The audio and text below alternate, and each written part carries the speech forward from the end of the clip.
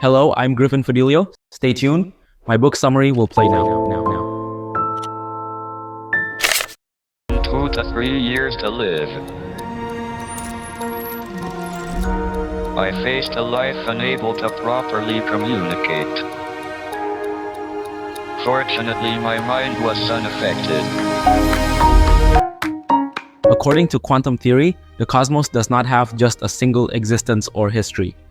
The authors explain that we ourselves are the product of quantum fluctuations in the early universe and show how quantum theory predicts the multiverse. The idea that ours is just one of many universes that appeared spontaneously out of nothing, each with different laws of nature. They conclude with a riveting assessment of M theory, an explanation of the laws governing our universe that is currently the only viable candidate for a theory of everything. The unified theory that Einstein was looking for, which, if confirmed, would represent the ultimate triumph of human reason. A succinct, startling, and lavishly illustrated guide to discoveries that are altering our understanding and threatening some of our most cherished belief systems, The Grand Design is a book that will inform and provoke like no other. Key point 1. The quest to explain our world took us from the mythological to the scientific. One of the defining characteristics of human beings is our curiosity. As long as we've been around, we've been pondering the big questions. Why are we here? Are we alone in the universe? Is there a creator? While these questions are thousands of years old, the method of using scientific inquiry to get answers is relatively new. Back in ancient times, we used gods to explain the world's natural phenomena. We had sun gods, gods of rain and thunder, even earthquake and volcano gods. So, when we were desperate for good weather, we went out of our way to please the appropriate gods. And when drought or natural disasters befell us, we believed it was due to a failure on our part to adequately please the gods. It would take the ancient Greek philosophers like Aristotle, Archimedes, and Thales to move us past this mythological thinking. These Greek thinkers were devoted to pondering life's big questions and contemplating the universe, and they began to find ways of understanding the world apart from godly intervention. While someone like Archimedes wouldn't be considered a proper scientist today, he was one of the first to conduct experiments and carefully observe and measure the results. This is how he came up with revolutionary principles like the law of the lever, which explain how small forces can be used to lift heavy objects. This line of thinking would continue to be refined, and in early modern times, it became known as the scientific method, a strict system for formulating a hypothesis and rigorously testing it through experiments, measurements, and observation. In the 16th and 17th centuries, scholars like Galileo, Johannes Kepler, and René Descartes were early proponents of the scientific method. Isaac Newton used this system to formulate the laws of gravity and motion, which finally allowed us to understand the movements of planets and stars. Eventually, scientists would use the scientific method to explain how all of the physical world functions. This led us to scientific determinism, the belief that every occurrence in nature can be scientifically explained, even human decisions. Key point 2. Scientists have long argued whether humans have free will or whether we are subject to scientific determinism. You might be thinking, wait a minute, if my decisions can be explained scientifically, doesn't that go against the idea of free will? Indeed, while many people can accept the rules of scientific determinism as it applies to nature, it's a trickier proposition with respect to human nature. As a result, scholars have long debated the concept of free will and whether such a thing even exists. In defense of free will, we have the philosopher René Descartes, who refused to believe that human beings simply adhere to the laws of nature as if we were all robots following a predetermined program. Descartes saw a clear distinction between the human body, which could be explained through scientific law, and the human soul, to which such reasoning did not apply. He saw the soul as the source of a person's free will, and even went so far as to suggest a location for our soul, the pineal gland, which resides in the center of the brain. Descartes makes a compelling case, yet it also raises a great many questions that highlight the conflict between free will and scientific determinism. First of all, if humans have free will, do all mammals? If so, when did this trait appear in our evolution? Is free will a trait of multicelled organisms, or do bacteria have it as well? Where do we draw the line between living things that are subject to scientific law and those that possess this seemingly magical quality. The simple truth is that there is no line. While it may comfort us to think we're free to choose whatever action we see fit, all of these thoughts and decisions can indeed be explained by physical and chemical laws. Recent advancements in neuroscience have made the scientific laws behind our actions quite clear. Scientists now know how each area of the brain can be stimulated to give people the desire to talk or move certain parts of their body. So any choice we make can now be attributed to biological mechanics, much like the rest of the organisms around us. Key point 3. There is no reality independent from the observer. What do you think a goldfish sees if it lives in a fishbowl in your living room? This was actually a concern in the city of Monza, Italy. In 2004, the city council outlawed curved fish bowls since they decided that the curved glass would distort the fish's vision, therefore forcing them to live in a cruelly distorted reality. But for this to be true, we first have to believe that our reality isn't distorted in any way, or that there's one definitively accurate reality to behold. This would be awfully presumptuous, since the truth is that we all see things in a way that's uniquely our own. Or, to put it another way, there's no reality apart from what an individual experiences. What you call reality is a mental picture that your brain produces from the information your senses are sending. If you recognize the image of a tree, it's because your eye's retina caught the light that was being scattered by the tree-like object, and your brain used this to create the mental image of a tree. The reason you believe what you see is reality is because people have used the same senses. You have to create the scientific laws that have been accepted as accurate. Since your vision adheres to these laws, you accept your reality as being the correct one. So, with this in mind, the goldfish's reality within a curved fishbowl could be just as accurate and correct. Imagine the goldfish conducting experiments in this fishbowl and formulating a series of laws about the governing principles in its world. While the results would be different than our world, since the curved fishbowl would cause observed objects to travel in a curved line rather than a straight line, this world would still be a functioning version of reality. Ultimately, the reality you experience is no more or less valid than that of any other living organism. And though they may see things differently, they all have the potential for creating scientific laws that accurately reflect their relative experiences. Key point 4. A good model of reality should be elegant and consistent, should fit reality, and should predict the future. While it's important to remember that everything is relative, this doesn't mean that any old theory or scientific model should be considered acceptable. There are 4 criteria that every good model of reality should adhere to. First of all, it should be elegant. It's true that elegance is rather subjective, but in the world of science, most experts agree that an elegant model is one that can make an incredibly complex subject extremely simple. Einstein's famous formula of E = mc2 is perhaps the perfect example of scientific elegance. Einstein's advice for scientific theorists is that they should strive for a theory that is as simple as possible, but not simpler.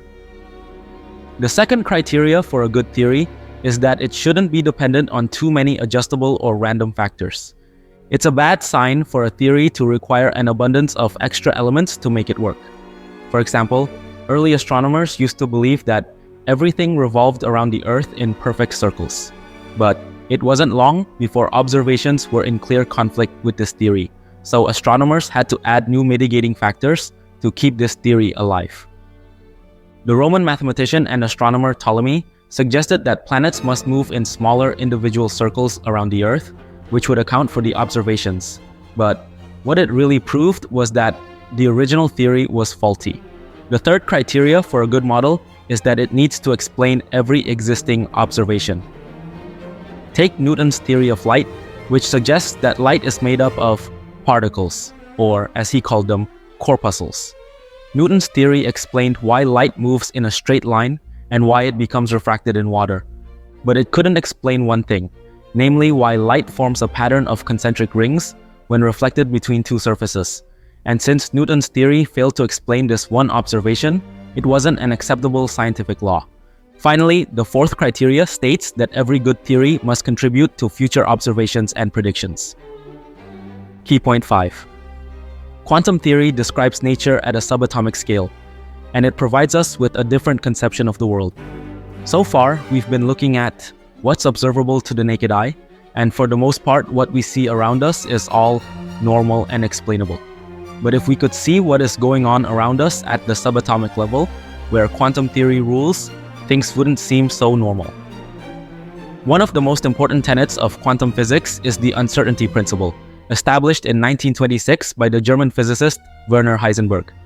Heisenberg believed that it was impossible to simultaneously measure, with any precision, the position and velocity of a particle. Once we try to zero in on a particle's speed, we lose the ability to measure its position and vice versa.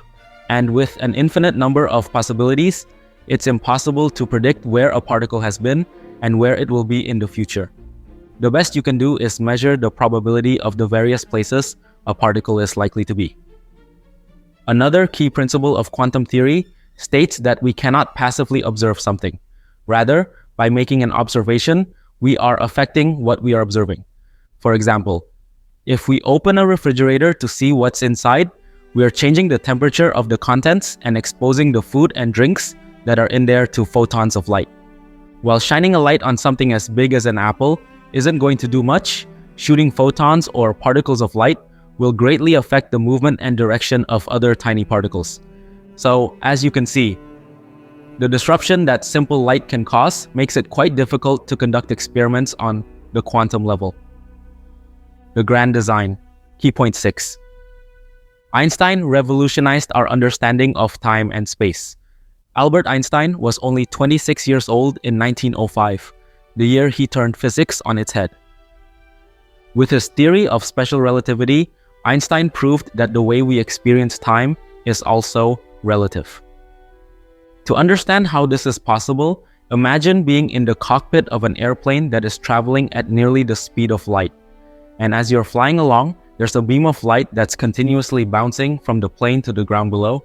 From your point of view, the light will always be traveling straight up and down. But for someone standing on the ground and watching the plane zoom by, the light will be traveling along a different path, moving at a forward angle with each bounce. Makes sense, right?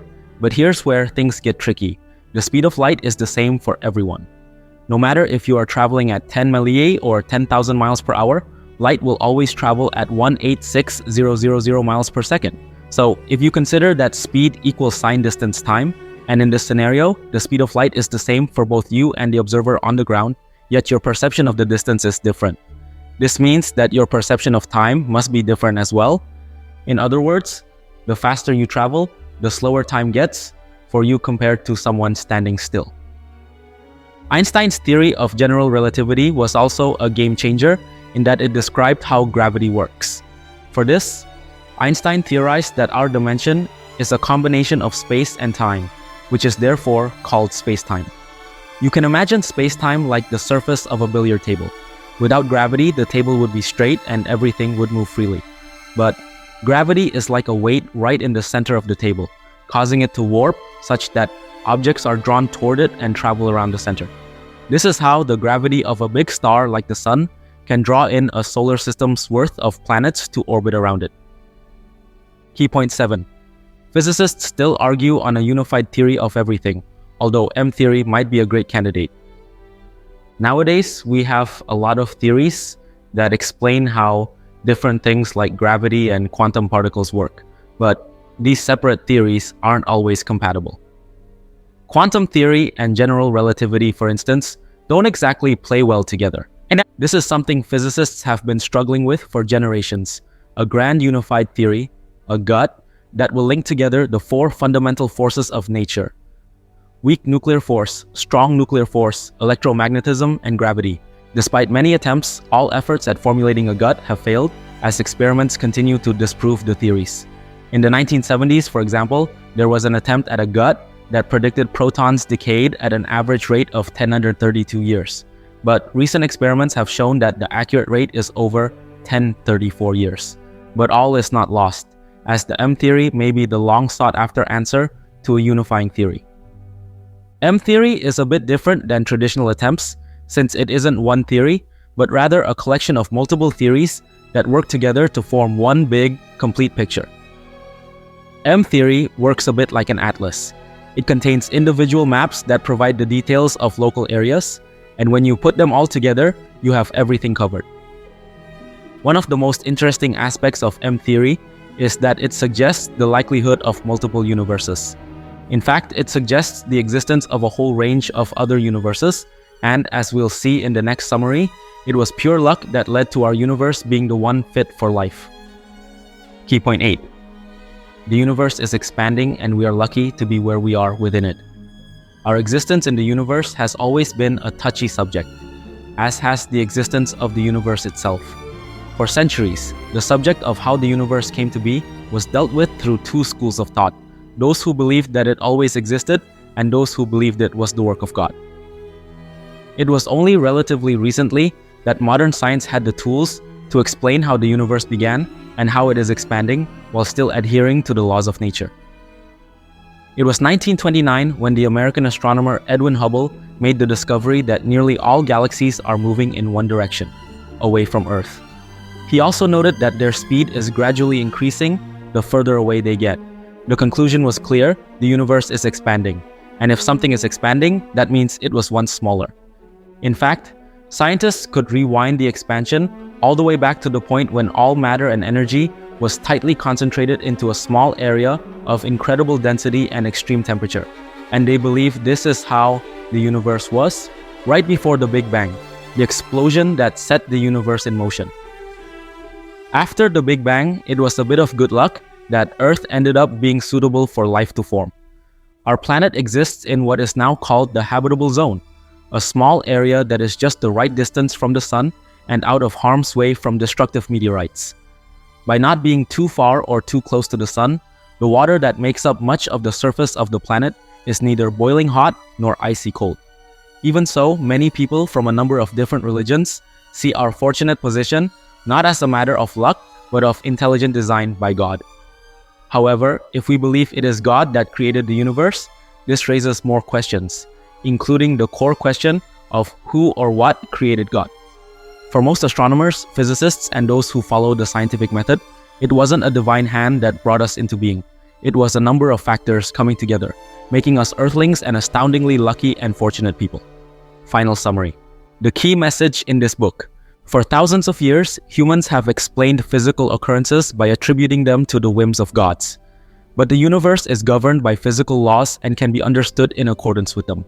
Physical laws tell us how the universe behaves, and humans have been able to discover these laws through the development and implementation of the scientific method.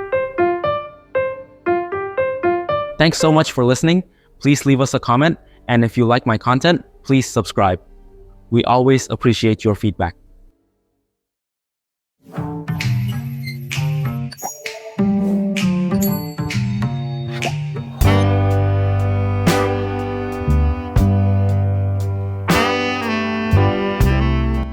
Imaginary time. People think it's something you have in dreams, or when you're up against a deadline. But it's a well-defined concept. Imaginary time is like another direction in space. It's the one bit of my work science fiction writers haven't used, because they don't understand it.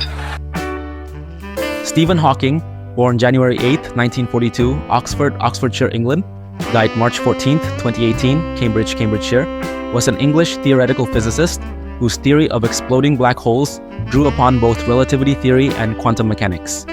He also worked with space-time singularities. Hawking studied physics at University College, Oxford, BA 1962, and Trinity Hall, Cambridge, PhD 1966. He was elected a research fellow at Gonville and Caius College at Cambridge. In the early 1960s, Hawking contracted amyotrophic lateral sclerosis, an incurable degenerative neuromuscular disease. He continued to work despite the disease's progressively disabling effects. Hawking worked primarily in the field of general relativity and particularly on the physics of black holes.